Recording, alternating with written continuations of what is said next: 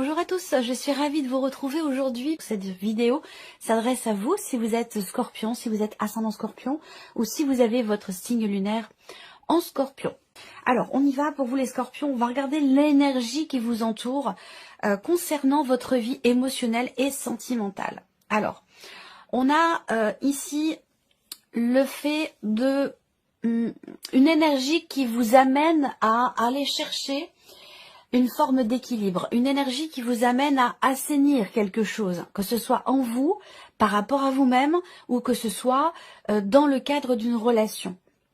C'est une énergie qui peut vous amener finalement à l'équilibre, une énergie qui peut vous amener à peut-être modifier votre manière de faire, votre manière d'agir, et on va le voir ici avec cette partie-là, pour un mieux-être, pour un rééquilibrage, pour une réharmonisation de votre équilibre émotionnel ou d'une relation qui est importante pour vous. On regarde votre état d'esprit, les Scorpions, concernant votre vie émotionnelle et sentimentale. On a l'énergie du diable. Alors, on voit que vous pensez être un petit peu coincé. Alors, je dis vous pensez parce qu'on n'est pas forcément dans les ressentis. On va voir ce qui se passe après au niveau des ressentis, dans la manière de percevoir les choses émotionnellement. Là, on voit que... Alors, pour certains d'entre vous, on a ici le fait que vous soyez focalisé sur un relationnel avec une personne qui est du signe du Capricorne. Mais alors après, comme je le dis toujours, quand je donne des signes astro, ça reste quand même des indications. Voilà, parce que vous êtes quand même nombreux et nombreuses. Mais il est possible qu'effectivement, vous soyez focalisé sur le fait d'équilibrer, de réharmoniser une relation avec quelqu'un qui est Capricorne. Le fait que vous ayez cette carte dans votre état d'esprit va indiquer aussi le besoin de vous libérer de quelque chose, le besoin de vous délivrer de quelque chose qui vous pèse. Je pense qu'il y a un besoin, une envie ou une réflexion qui a lieu pour pouvoir peut-être guérir, assainir, comme je le disais tout à l'heure, ou équilibrer un relationnel. Il est possible également que avec cette carte-là, vous vous sentiez un petit peu coincé, enfermé, emprisonné dans l'obligation de. On ne se sent pas libre finalement ici avec cette carte-là. Alors ça peut être libre de ses mouvements, libre de penser, de ressentir. Bon voilà, ça va être différent selon chacun de vous bien entendu. Mais quand il y a cette carte-là, il est vraiment question effectivement du fait de se sentir un peu coincé. De se sentir dépendant de quelque chose. On peut parler aussi d'une prise de conscience par rapport à une dépendance affective également. Pour certains ou certaines d'entre vous, ça c'est tout à fait possible. On va regarder ce que vous ressentez au plus profond de vous-même au sujet de votre vie émotionnelle et sentimentale. On voit bien que vous avez à cœur de pouvoir construire ou consolider quelque chose, et ce pour la durée, pour le long terme. Là, on voit qu'il y a une projection quand même sur de nombreux mois, voire de nombreuses années. On se projette loin. On a envie ici de s'investir pleinement. Et avec l'effet que vous ayez le diable dans votre état d'esprit, on a envie de s'investir pleinement, mais on ne s'en sent pas capable, ou on a l'impression peut-être de ne pas pouvoir le faire. Il y a quelque chose qui vous contraint. Ça peut être une situation, un travail, une famille, une énergie, une personne. En tout cas, on a l'impression ici d'être effectivement emprisonné dans quelque chose, d'être soumis à quelque chose et de ne pas pouvoir du coup peut-être faire avancer, construire ou faire évoluer un relationnel qui est important pour vous, dans lequel ici avec le 10 de denier, dans lequel vous souhaitez vous investir véritablement pleinement, vous projeter, réparer ou construire quelque chose d'important dans cette relation. On va regarder ce que vous faites, vous, concrètement, l'énergie d'action, par rapport, évidemment, à votre vie émotionnelle et sentimentale. Et ou sentimentale. Alors, qu'est-ce qu'on a? Le 5 d'épée. Donc, on voit que là, on cogite beaucoup. Le fait qu'il y ait 5 d'épée, on va parler d'un conflit intérieur.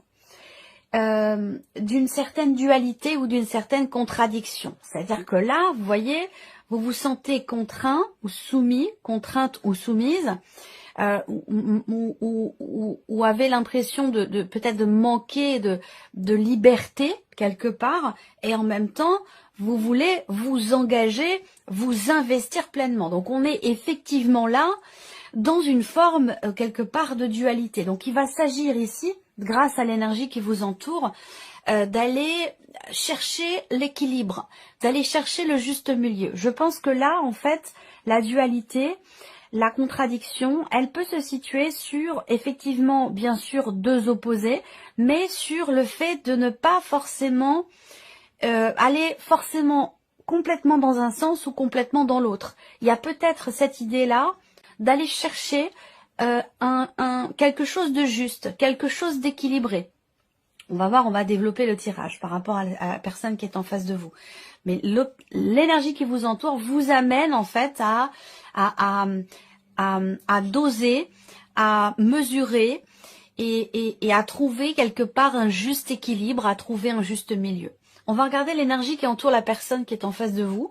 Je le rappelle, ça peut être votre conjoint, votre partenaire, la personne de votre cœur, votre femme, votre mari. Mais ça peut aussi ici être une personne tout autre. Si vous n'avez pas de vie sentimentale, ça peut très bien être quelqu'un en face de vous, quelqu'un qui fait partie de votre famille ou quelqu'un qui fait partie de vos amis aussi. Une amitié qui est essentielle et qui est importante. Alors, ici, l'énergie qui entoure cette personne. Cette personne ici, on voit que, de par l'énergie qui l'entoure, on voit que, alors là, on est dans un aspect quand même plutôt amoureux, mais l'énergie qui entoure cette personne l'amène à être quelque part, j'allais dire, dans le désir, dans l'envie. Alors, on va voir de quelle manière, comment ça se matérialise, comment ça se situe. Je vais développer quand même ici. On va regarder l'état d'esprit ici de la personne qui est en face de vous. Le valet d'épée. Alors, on a quelqu'un qui, ici, est dans une volonté déjà de communication. Est-ce que cette personne attend un message de votre part? Est-ce que cette personne a envie ou besoin, ou projette de vous communiquer quelque chose? En tout cas, on a clairement ici cette notion d'échange, cette notion de communication. Il est possible que cette personne... Alors là, on est dans un aspect quand même plutôt amoureux. Il est possible que là, on ait quelque chose qui soit naissant. On peut parler d'une relation naissante ou d'une énergie de nouveauté dans votre relation avec cette personne. Si je mets encore, on va voir après parce que je vais rajouter une carte du tarot pour mettre en rapport finalement vos énergies et les siennes. Mais on voit que cette personne, elle est dans une dynamique quand même, une volonté de communiquer. Voilà, de communiquer, d'échanger. Peut-être que vous ne pouvez pas. Peut-être que vous êtes déjà dans une situation établie, que vous avez une certaine attirance pour une personne, sans pour autant qu'il vous soit possible de matérialiser les choses finalement. Et puis il se peut également que vous soyez dans la contradiction entre ce que vous avez bâti et construit et ce que vous désirez aujourd'hui. Il peut y avoir un certain décalage qui amène effectivement à des contradictions. On regarde ce que cette personne ressent au plus profond d'elle-même concernant votre relation. 9 de bâton. Alors, on a quelqu'un qui se préserve quand même. On a quelqu'un qui peut mettre des barrières. Il est possible que cette personne soit quelque part dans la séduction. Et si ce n'est pas amoureux, ça peut être quelqu'un qui peut quelque part chercher votre attention, chercher la communication avec vous. Mais dans le même temps, c'est quand même émotionnellement quelqu'un qui a tendance à mettre des barrières. Vous voyez, ou quelqu'un qui a tendance à vouloir se préserver, se protéger. Donc on voit que il est possible aussi, du fait d'avoir cette carte-là, que cette personne ait le sentiment que vous mettez des barrières dans cette relation. Soit au niveau de la communication, soit par rapport effectivement à ce que vous désirez consolider, construire ou matérialiser dans cette relation. On va regarder ce que cette personne fait, de quelle manière elle agit concrètement pour votre relation. Et oui, la tempérance. Donc on rebondit ici sur la première carte avec la dernière carte. On a quelqu'un ici qui est quand même très mesuré. Quelqu'un qui sait peser le pour et le contre. Quelqu'un qui est quand même dans la modération. Quelqu'un qui est dans la tempérance. On a quelqu'un qui est quand même qui agit... Je pense, comment dirais-je, certainement avec réflexion. On a quelqu'un qui est dans la mesure, voilà. Quelqu'un qui aussi, si on est avec le 9 de bâton dans les ressentis, quelqu'un qui met des barrières, qui se protège, ça peut être ici aussi quelqu'un qui est dans une période de guérison par rapport à quelque chose. Donc il n'est pas forcément prêt à s'ouvrir et à s'investir pleinement, en tout cas émotionnellement, parce que là on a quelqu'un qui met quand même une certaine retenue, quelqu'un qui se protège, quelqu'un qui met des barrières.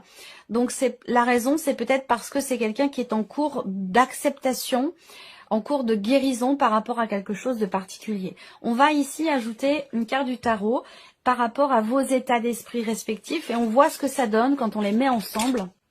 Bon, le roi de denier quand même. L'idée d'avancer, l'idée de consolider peut-être quelque chose dans la relation ou de consolider votre lien. On a quand même avec ce roi de denier l'idée d'être raisonné, d'être raisonnable. On a quelque chose quand même qui peut être ici calculé dans une certaine mesure sans pour autant que ce soit péjoratif. Hein, vous voyez, c'est plutôt l'idée de mesurer. On mesure ses actes, on mesure les choses, on est raisonnable et raisonner avec l'énergie du roi de denier dans sa manière de réfléchir par rapport à la situation, par rapport à la relation. Le roi de denier, c'est quand même une énergie où on est dans la maîtrise. Et avec les deniers, on a quelqu'un qui fait preuve de raisonnabilité, qui fait preuve de responsabilité. L'idée ici, ça va être d'assumer quelque part. Voilà. Donc, l'addition de vos deux états d'esprit amène ici effectivement à finalement être mesuré, raisonnable et réfléchi. On regarde au niveau des émotions ce que ça donne, les interactions, la synergie entre vos émotions et les siennes. Ça peut amener une réflexion quand même. On fait le point.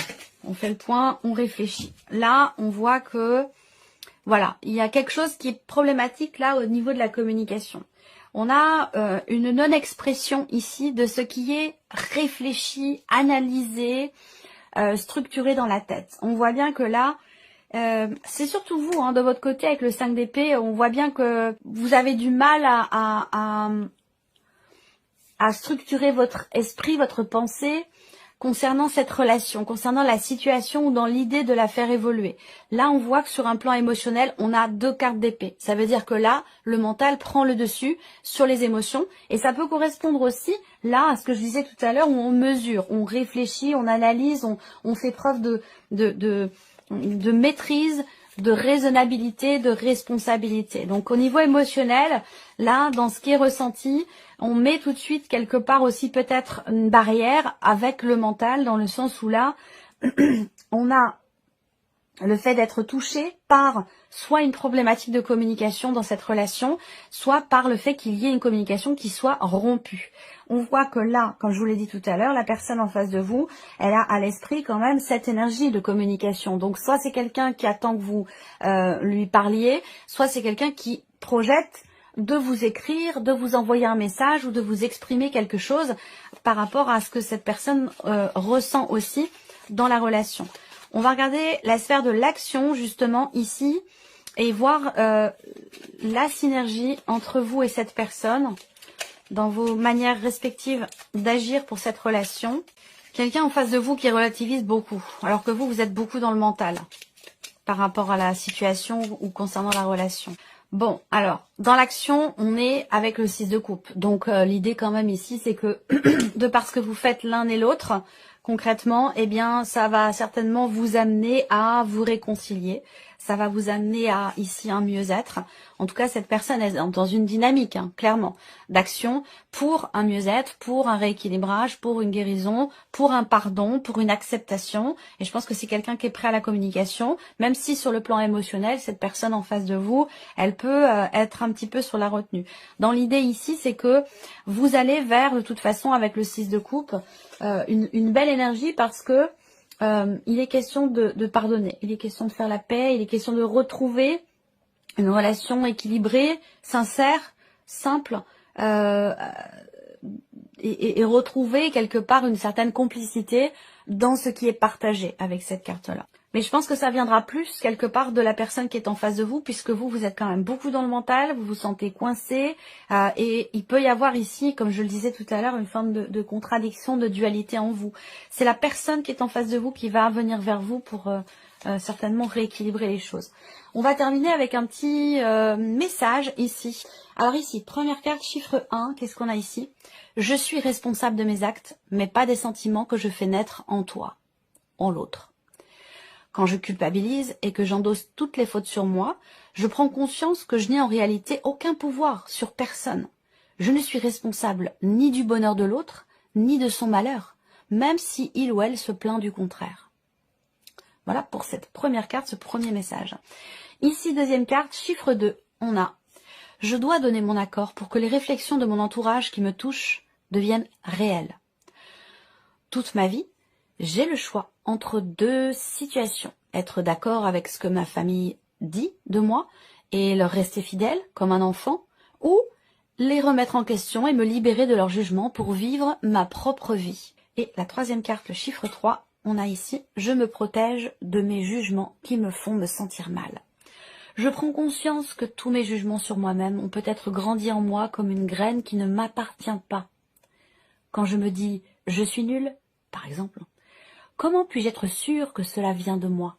Voilà pour vous, mes chers scorpions. J'espère que cette vidéo vous a plu, que ce tirage résonne en vous. Merci à vous, merci de votre présence, de votre fidélité. On se retrouve très bientôt pour les prochaines vidéos.